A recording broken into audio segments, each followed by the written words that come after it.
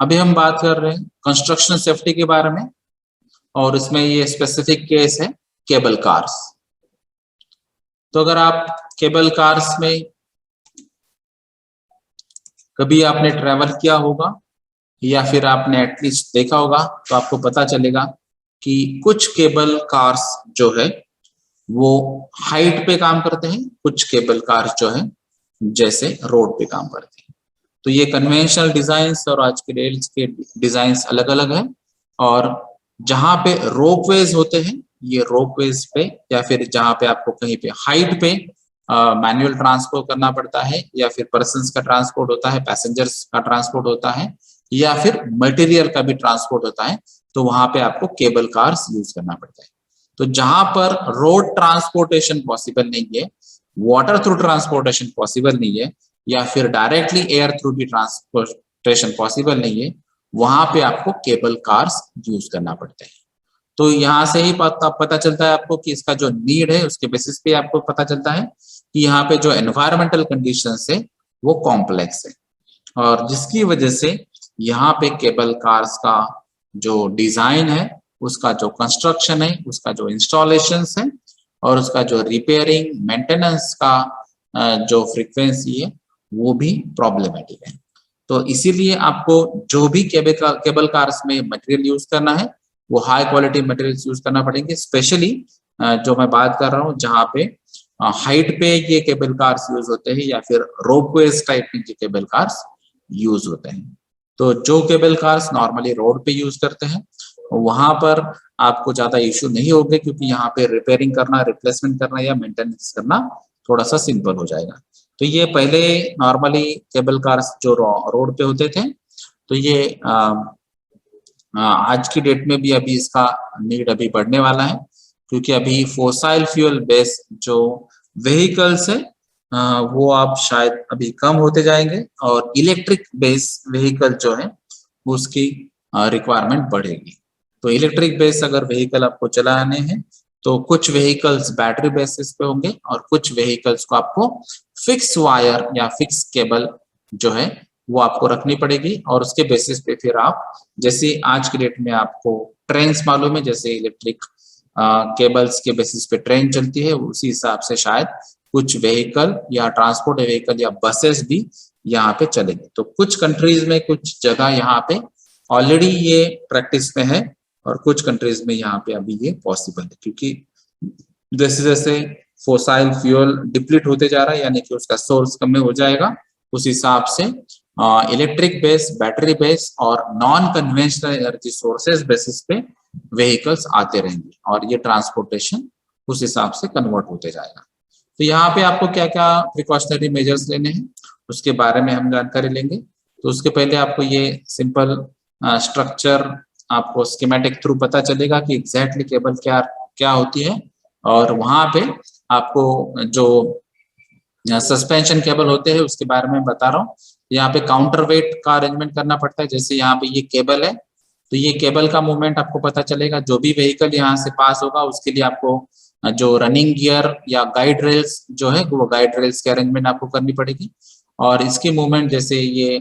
To and fro या फिर backward and forward होगी, तो उस हिसाब से आपको ये दो केबल्स ये मूवमेंट के लिए लगेंगे, और जो दूसरे दो केबल्स है वो गाइडिंग केबल्स होंगे, तो मूवमेंट के लिए आपको ये पर्टिकुलर गाइड करेंगे। उसके अलावा यहाँ पे अगर विंड स्पीड होता है, या फिर यहाँ पे कोई जर्स होता है, या फिर कुछ वाइब्रेशन जनरेट होते हैं, तो उसके लिए सस्पेंशन भी एब्जॉर्ब करना जरूरी है। इसलिए यहाँ पे सस्पेंशन केबल और सस्पेंशन केबल एंकरेज भी यूज करना पड़ता है। और फिर जहां से ये एक्चुअली केबल की मूवमेंट होती है, तो ये केबल की मूवमेंट यानी मैकेनिकल मूवमेंट जो होती है वो इलेक्ट्रिक मोटर थ्रू ट्रांसपोर्ट की जाती है, यानी कि एनर्जी ट्रांसपोर्ट होती है। तो एनर्जी ट्रांसफॉर्मेशन क्या है, तो यहाँ पे मोटर मूवमेंट होगी, मोटर मूवमेंट की वजह से मैकेनिकल मूवमेंट होती है, और मैकेनिकल मूवमेंट के थ्रू यहाँ पे केबल की मूवमेंट होगी, और ये केबल के मूवमेंट थ्रू जो भी यहाँ पे व्हीकल प्रोवाइड किया होगा वो व्हीकल का मूवमेंट होगा। अभी जो भी व्हीकल का कैपेसिटी है, जो भी वेट है, उस हिसाब से ये केबल का थिकनेस, क्वालिटी, डिजाइन होगा, और उसी बेसिस पे ये वेट के बेसिस पे ये काउंटर वेट्स भी डिजाइन होंगे। तो यहाँ पे ये काउंटर वेट्स भी आपको कैलकुलेट करने हैं। और ये अगर आपको सिंपल मैकेनिज्म देखना है तो ये सिमिलर मैकेनिज्म आपके जो बिल्डिंग के लिफ्ट्स होते हैं, ये बिल्डिंग के लिफ्ट्स में भी अगर आप टॉप पोर्शन पे जाएंगे और वहां पे अगर आपने जो लिफ्ट का रूम देखा होगा तो उसमें आपको ये पता चलेगा कि यही मैकेनिज्म बेसिस पे केबल कार्स भी होते हैं। लेकिन लिफ्ट में आपके बिल्डिंग में सिर्फ वर्टिकल मूवमेंट होती है, यहाँ पे एक पर्टिकुलर एंगल पे और कुछ डिस्टेंस पे मूवमेंट होती है, वो भी ओपन स्पेस में। इसीलिए यहाँ पे सबसे ज्यादा प्रॉब्लम है। बिल्डिंग के जो लिफ्ट होती है, बिल्डिंग पे एक पर्टिकुलर मूवमेंट है, वर्टिकल है, और वहां पे कोई ही एनवायरमेंटल फैक्टर या एक्सटर्नल फैक्टर्स वहां पे अफेक्ट नहीं करता है, जैसे कि यहाँ पे विंड स्पीड होती है या फिर टेम्परेचर हायर साइड पे या फिर रेनी सीजन का इम्पैक्ट है। तो ये सभी बातें यहाँ पे केबल कार्स के लिए आपको ध्यान में रखनी होगी, क्योंकि ये जो मटेरियल हम यूज कर रहे हैं केबल्स के लिए, व्हीकल्स के लिए या स्ट्रक्चर्स के लिए, ये सभी बातें आपको रेनी सीजन रेजिस्टेंस के हिसाब से, टेम्परेचर रेजिस्टेंस के हिसाब से, हीट रेजिस्टेंस के हिसाब से, या जो नॉर्मली जिसको हम कहते हैं लुब्रिकेशन के हिसाब से, ये सभी बातें आपको याद रखनी पड़ेगी। और उस हिसाब से आपका कम से कम रिपेयरिंग मेंटेनेंस का इशू होना चाहिए, उस हिसाब से आपको ये मटेरियल्स प्रोवाइड करने चाहिए। तो इसमें अगर हम केबल कार्स में देखेंगे तो पैसेंजर ट्रांसपोर्टेशन ये एक यहाँ पे केबल कार का एप्लीकेशन हो सकता है। तो इसमें जो सर्वे किया गया है तो इसमें पैसेंजर ट्रांसपोर्टेशन डिफिकल्ट होता है और बहुत सारे पैसेंजर्स यहाँ पे ये ट्रांसपोर्टेशन अवॉइड भी करते हैं। लेकिन जिस जगह वहां पे अगर यही ट्रांसपोर्टेशन बेस्ट चॉइस है तो उसके लिए आपको ये कंपलसरी यूज करना ही पड़ेगा। जैसे अभी कुछ हाइट्स पे भी कुछ टेम्पल्स होते हैं, जैसे अभी यहाँ पे नासिक में भी, वनी में भी रोप वे यूज होता है, या फिर सापुतारा में भी रोप वे यूज होता है, या फिर कहीं पे हिमाचल में, या ऐसे जो माउंटेन एरियाज हैं वहां पे कुछ जगह आपको इसके लिए इसके अलावा कोई चॉइस भी नहीं होती है, तो वहां पर आपको पैसेंजर ट्रांसपोर्टेशन नेसेसरी है। तो एक्सीडेंट स्टैटिस्टिक्स यहाँ पे क्लियर नहीं है, क्योंकि जैसे नॉर्मली इंडस्ट्रीज में जो एक्सीडेंट होते हैं या फिर अभी आज के डेट में जो कंस्ट्रक्शन की साइड जो सेक्टर है उसमें भी अभी थोड़े बहुत एक्सीडेंट्स का स्टैटिस्टिक्स पता चल रहा है। लेकिन ये जो पैसेंजर ट्रांसपोर्ट होता है, जो केबल कार्स यूटिलाइज होते हैं, तो इसमें नियर मिस या एक्सीडेंट या इंसिडेंट्स, इसके लिए कोई गाइडलाइंस अभी तक क्लियर कट डिफाइन नहीं है। तो इसकी वजह से यहाँ पे स्टैटिस्टिकल डेटा या फिर जो कंप्लायंस डेटा है या फिर उसकी जो ऑडिटिंग प्रोसेस है वो क्लियरली डिफाइन नहीं है। तो इसमें बहुत सारे कंट्रीज में ये इश्यूज है, जिनकी वजह से यहाँ पे जो भी एक्सीडेंट होते हैं उसका इन्वेस्टिगेशन और उसका जो कंक्लूजन है वो आपको ठीक से पता नहीं चलता। इसीलिए आपको ज्यादा केयर लेना पड़ेगी यहाँ पे। तो यहाँ पे अगर इनकेस प्रॉब्लम होता है तो फैटेलिटी के चांसेस सबसे ज्यादा है। जैसे अभी कुछ एक्सीडेंट्स जो अभी हमने न्यूज में देखे हैं, तो वहां पे फायर कैच हुआ है, इलेक्ट्रिक शॉर्ट सर्किट हुआ है, और अगर आप कुछ थाउजेंड्स मीटर्स हाइट पे है और वहां पे सिर्फ केबल कार है और उसमें अगर जो एनर्जी सप्लाई थी वही ब्रेक हो गई है, पावर फेल हो चुका है और इलेक्ट्रिक शॉर्ट सर्किट की वजह से फायर कैच होती है, तो वहां पे बचाने का कोई चांस नहीं है। और आप वहां से रेस्क्यू भी होते हैं तो आप डायरेक्टली कुछ metres, thousands of metres height से आप नीचे जाने वाले, तो वहां पर भी फैटेलिटी के ही चांसेस है। तो ऐसी जगह जहाँ पे आपको रेस्क्यू डिफिकल्ट जाता है, तो इसीलिए कुछ मैकेनिकल या मैनुअल ऑपरेशंस की प्रोसेस भी होनी चाहिए। जैसे अगर आप बिल्डिंग लिफ्ट में भी देखते हैं, इनकेस अगर पावर फेलियर होता है तो उसके लिए इमरजेंसी एक की भी रहती है, जो की से आप लिफ्ट ओपन कर सकते हैं। एटलीस्ट आपको सफोकेशन नहीं होना चाहिए, उसके लिए एक प्रोविजन होगी। दूसरी प्रोविजन होती है कि आप मैन्युअली गियर मैकेनिज्म और पुली मैकेनिज्म थ्रू वो लिफ्ट को आप चेंज कर सकते हैं, उसकी मूवमेंट चेंज कर सकते हैं, या फिर अगर वो लिफ्ट दोनों फ्लोर के बीच में होती है तो उसका भी मूवमेंट आप चेंज कर सकते हैं। और यहाँ पे आपको बिल्डिंग के जो लिफ्ट्स होते हैं, जो पर्सन के लिए होती है, पैसेंजर्स के लिए होती है, वहां पे फर्टिलिटी के चांसेस बहुत कम है।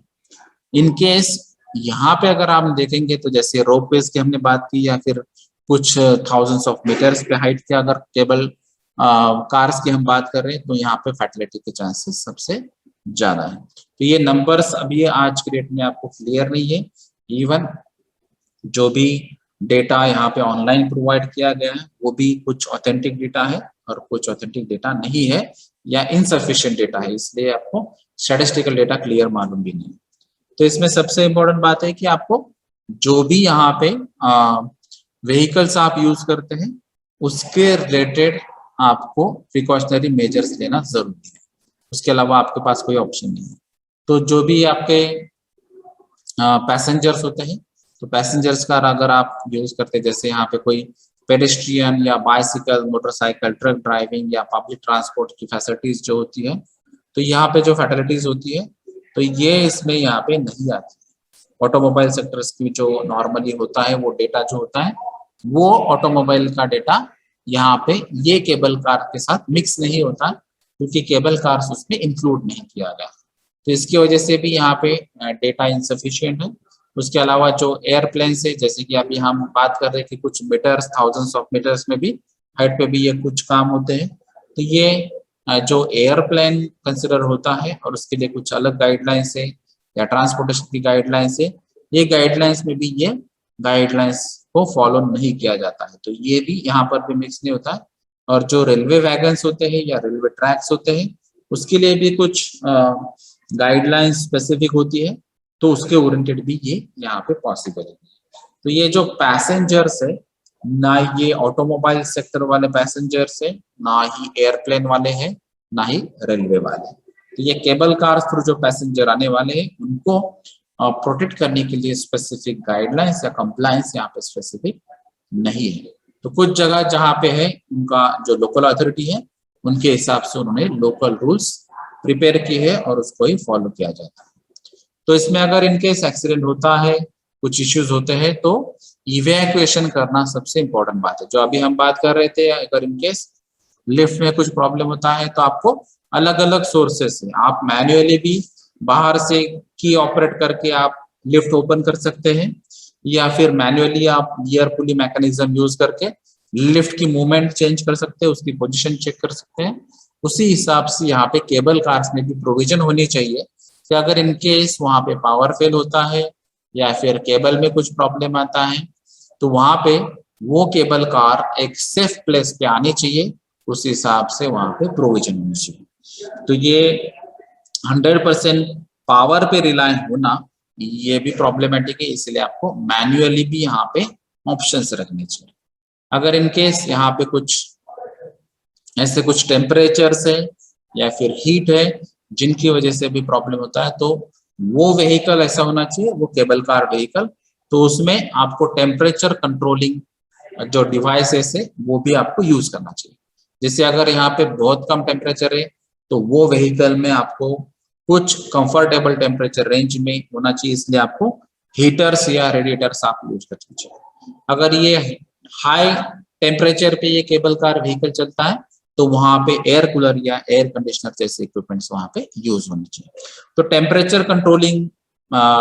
मैकेनिज्म यहाँ पे होना चाहिए। उसके अलावा जो हाइट की वजह से अगर आपका ब्लड प्रेशर प्लस माइनस होता है या फिर हेल्थ इश्यू आते हैं, तो वहां पे अगर वो पर्सन किसी को जो ड्राइविंग मैकेनिज्म कंट्रोल करने वाला पर्सन है उसको अगर आपको कम्युनिकेट करना है तो उसके लिए भी आपको कुछ प्रोविजन दी चाहिए। ये जो अलग अलग कंसिडरेशन है या रिक्वायरमेंट है ये केबल कार्स के अंदर फुलफिल होनी चाहिए। तो इसमें जो मेन कंसिडरेशन होता है वो नेचर ऑफ पैसेंजर का, जो स्कायर्स है या विजिटर्स है या हैंडीकैप पीपल है, ये मेनली पैसेंजर्स का मूवमेंट होता है। तो इसमें इंस्टॉलेशन अगर आप देखेंगे, ट्रांसपोर्टेशन देखेंगे, तो ये स्कायर्स के ओरिएंटेड है। और जो प्रोटेक्शन है वो आपको जो इंटरनल प्रोटेक्शन, जैसे अभी हमने टेम्परेचर की प्रोटेक्शन की बात की या फिर हीट की बात की है, इसके अलावा भी आपको जो एनवायरमेंटल फैक्टर्स है उसके ओरिएंटेड भी आपको प्रोटेक्शन मिलना चाहिए। तो उसके बारे में भी आपको यहाँ पे ध्यान देना चाहिए जब आप केबल कार डिजाइन या केबल कार व्हीकल आप डिजाइन कर सकते हैं। तो इसमें एनवायरमेंटल कंडीशन जैसे अभी हमने बात की थी, टेम्परेचर या विंड या रेन, इसका भी इम्पैक्ट होता है, तो उसको भी आपको ध्यान में रखना है। जैसे कि यहाँ पे मैक्सिमम टाइम कितना होगा इवैक्यूएशन का अगर इनकेस एक्सीडेंट होता है या फिर फायर कैच होता है, पावर फेलियर होती है या फिर केबल कार का ब्रेक होना, ये ऐसे कुछ इंसिडेंट अगर होते हैं तो इवैक्यूएशन के लिए आपको कम से कम टाइम रखना चाहिए, उस हिसाब से आपको डिजाइन करना चाहिए। विंड, अगर यहाँ पे विंड की स्पीड यहाँ पे है या फिर विंड का प्रेशर यहाँ पे ज्यादा होता है और उसकी वजह से केबल कार पे इम्पैक्ट होता है, तो ये भी आपको कंसिडर करना चाहिए कि आपका टोपोग्राफी क्या है, आपका जो कंडीशन है वहां पे नॉर्मली एवरेज विंड का स्पीड कितना होता है और ये किस सीजन में आती है, किस डायरेक्शन में जाती है, ये भी आपको पूरा ध्यान में रखना होगा। उसके अलावा जो अलग अलग जो रीजंस हो सकते हैं यहाँ पे, जो कभी कभार हो जाते हैं, जैसे कि केबल कार तो हमने चेक किया था फिर भी उसका ब्रेक होना या फिर उसका जो स्ट्रेंथ है वो कम हो जाना, ऐसे अगर टाइम में इवैक्यूएशन आपको करना है तो ये इवैक्यूएशन की फैसिलिटी यहाँ पे होनी चाहिए। जो भी आपको इवैक्यूएशन करते टाइम जो रेस्क्यू फैसिलिटीज है, वो रेस्क्यू फैसिलिटीज की अरेंजमेंट आपके पास होनी चाहिए और उस हिसाब से आपका प्लान भी होना चाहिए। तो नॉर्मली जो पब्लिक एड्रेस सिस्टम होती है, ये पीएस सिस्टम थ्रू भी आप अलग अलग यहाँ पे इंस्ट्रक्शंस दे सकते हैं। अगर इनकेस कोई पावर फेलियर होता है या कुछ मैकेनिज्म फेलियर होता है तो वहां से भी आप इंस्ट्रक्शन दे सकते हैं। इसलिए आपको यहाँ पे पीएस सिस्टम्स भी यहाँ पे होने चाहिए, क्योंकि अगर आपका डिस्टेंस ज्यादा रहेगा तो नॉर्मल साउंड वहां पे नहीं पहुंच पाएगा, जिसकी वजह से कम्युनिकेशन स्टॉप हो सकता है। तो यहाँ पे अगर आपको कुछ एक्शन लेना है या फिर आपको उन लोगों का पैनिक कंट्रोल करना है, तो अगर आपको कुछ मोटिवेशन या फिर कुछ सजेशंस देना है तो उसके लिए आपको पीएस सिस्टम्स यहाँ पे ऑपरेट करनी चाहिए। उसके अलावा जो कुछ स्पेसिंग के बारे में बात होती है, जैसे टावर स्पेसिंग होती है, तो ये नॉर्मली अब बात करेंगे तो 300 मीटर के आसपास अगर होती है तो यहाँ पे लाउड स्पीकर्स आपको यूज करनी चाहिए, या फिर जो टावर्स अगर ज्यादा डिस्टेंस या हाइट के होंगे तो उसमें दूसरे सिस्टम्स पे आप यूज कर सकते हैं। तो इसमें शायद बाय केबल या ट्राई केबल कार्स भी हो सकती है, उसमें जो स्पैन्स होते हैं या फिर लाउड स्पीकर सिस्टम्स होती है या फिर जो एडिक्वेट फैसिलिटीज होनी चाहिए, ये सभी फैसिलिटीज वहाँ पे प्रोवाइड होनी चाहिए। इसमें केबल कार के कुछ अलग अलग टाइप्स भी होते हैं, जैसे यहाँ पे मेनली अगर आप देखेंगे तो ओपन चेयर लिफ्ट भी होती है, जो ट्राई केबल गोंडोलाइक केस है, या फिर जो कैबिन होती है, या फिर स्टैंडिंग पोजीशन में भी पैसेंजर पास होते हैं, या फिर सिटिंग प्रोविजन भी होती है। तो ये अलग अलग फैसिलिटीज होंगी, तो यहाँ से आप एक जगह से दूसरी जगह यहाँ पे पैसेंजर ट्रांसपोर्ट कर सकते हैं केबल कार थ्रू। तो यहाँ पे अलग अलग केबल कार्स की जो फैसिलिटीज है वो होंगी, उस हिसाब से आपको प्रिकॉशनरी मेजर्स लेने चाहिए। तो यहाँ पे इवैक्यूएशन सबसे इंपॉर्टेंट है। इनकेस अगर इश्यू होता है तो उसका टाइम कितना होगा और ये टाइम में आप क्या क्या कर सकते हैं, ये आपको फाइनलाइज करना है। तो नॉर्मली इसमें ये जो क्रिटिकल केसेस है, इसमें 3 to 5 आवर्स तक भी इवैक्यूएशन प्रोसेस चल सकती है, लेकिन उससे अगर ज्यादा टाइम होता है तो यहाँ पे इवैक्यूएशन डिफिकल्ट हो जाएगा और ऐसे सर्कमस्टेंसेस में ये सभी बातें कंट्रोल करना डिफिकल्ट, क्योंकि आप केबल कार या केबल ट्रांसपोर्ट कर रहे, केबल पैसेंजर्स यूज कर रहे, इसका मतलब भी यही है कि आप ऐसे स्टेजेस में काम कर रहे हैं जहां पे नॉर्मल ट्रांसपोर्टेशन पॉसिबल नहीं है। और ऐसी जगह अगर फायर फाइटर या फायर हाइड्रेंट सिस्टम्स या फिर आप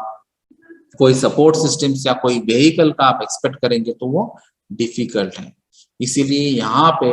जो एक्सपीरियंस पर्सन से, कॉम्पिटेंट पर्सन से, उनके एक्सपीरियंस बेसिस पे ही यहाँ पे मैक्सिमम इवैक्यूएशन के चांसेस हो जाते हैं। तो इन केस यहाँ पे अगर कोई टेम्परेचर डाउन होता है तो उसके लिए आपको ब्लैंकेट प्रोविजन, फूड प्रोविजन वहाँ पे व्हीकल में रखनी चाहिए। अगर वहाँ पे लिखना चाहिए कि इन केस ऑफ इमरजेंसी ये आप ओपन कर सकते हैं और आप ये यूटिलाइज कर सकते हैं, क्योंकि कभी कभार 4 से 5 घंटे से ज्यादा अगर टाइम हो जाता है तो यहाँ पे फूड की वजह से या फिर डिहाइड्रेशन की वजह से भी प्रॉब्लम हो सकता है। यही सेम अगर आपको कुछ इक्विपमेंट अगर आपके पास फैसिलिटी होगी जिसको इवैक्यूएशन इक्विपमेंट कहा जाता है, तो ये अगर इवैक्यूएशन इक्विपमेंट या रेस्क्यू इक्विपमेंट अगर आपके पास है तो ये सबसे बढ़िया प्रोविजन होगी इन केस ऑफ इवैक्यूएशन। ये प्रोसेस फास्ट होगी और जिनकी वजह से आपके जो कॉम्प्लिकेशन सिचुएशन है वो सिंप्लीफाइड में कन्वर्ट हो सकते हैं। तो यहाँ पे जो कंडीशन है वो अगर working condition, normal working condition होगी, तो यहाँ पे इवैक्यूएशन इक्विपमेंट का यूज करके आप जो पैसेंजर्स है उनको रेस्क्यू भी कर सकते हैं। तो आपके पास फैसिलिटीज क्या है, आप एग्जैक्टली रेस्क्यू कैसे करने वाले हैं, इन केस पावर फेलियर होता है तो क्या होता है, या फिर इन केस अगर कुछ बाकी के इश्यूज होता है जैसे नेचुरल कैलेमिटीज होती है, जैसे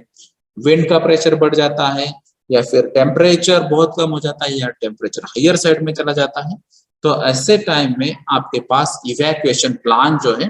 वो प्रिपेयर होना चाहिए। और ये इवैक्यूएशन प्लान्स के हिसाब से आपको